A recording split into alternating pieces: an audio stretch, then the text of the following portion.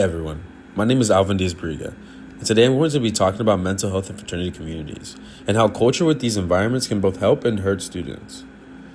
Almost half of college students report experiencing overwhelming anxiety at some point during the college school year. Even when numbers this high, mental health is still something that often goes unnoticed, especially in fraternity environments. In these spaces, there's a strong pressure to always appear confident and in control, even when that's not the reality. Because of this, many students struggle silently without speaking up. My research focuses on mental health within fraternity communities and how different aspects of the fraternity culture impact students. I looked at this issue through academic research, data, and also personal experience as a member of Greek life. I want to understand not just what the problem is, but why it exists and how it affects students. My main argument is that while fraternities provide strong brotherhood and support, they also create pressure and stigma that can make it harder for members to talk about mental health. So essentially, fraternities are not entirely good or bad. They can be both supportive and harmful depending on the culture. One major factor is masculinity and stigma. Research knows that men are likely to seek help because vulnerability is often seen as a weakness. In fraternity environments, this idea is even stronger. Members are expected to be confident, tough, and independent.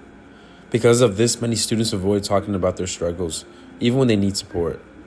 This creates a culture where mental health issues are hidden instead of just addressed. Another major factor is alcohol control. Studies show that binge drinking is common among college students and is linked to increased risks of anxiety and depression.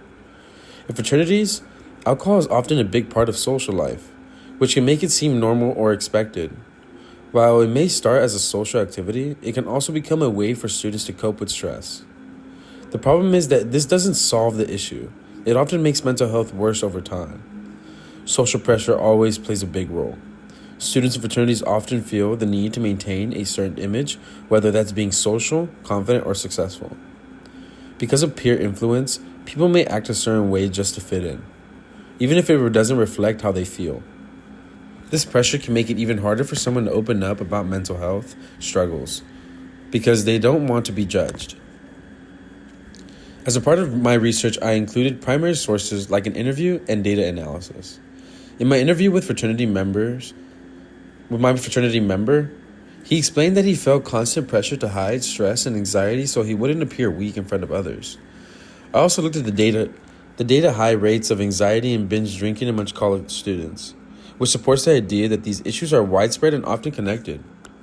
This issue matters because students are struggling in silence, even in environments that are supposed to be supportive. Mental health doesn't just affect individuals, it impacts academic performance, relationships, and overall well-being.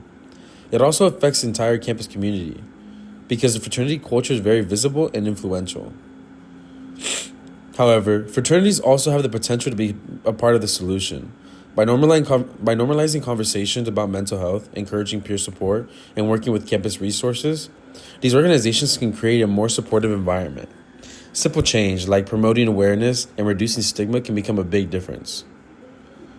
In conclusion, fraternities represent both a risk and an opportunity when it comes to mental health. While they can reinforce pressure and stigma, they also have the potential to support students in the culture shifts. By redefining what brotherhood means, not just social connections, but also emotional support, fraternities can become a visible, positive force for students' well-being. Now, thank you for listening, and thank you for your time.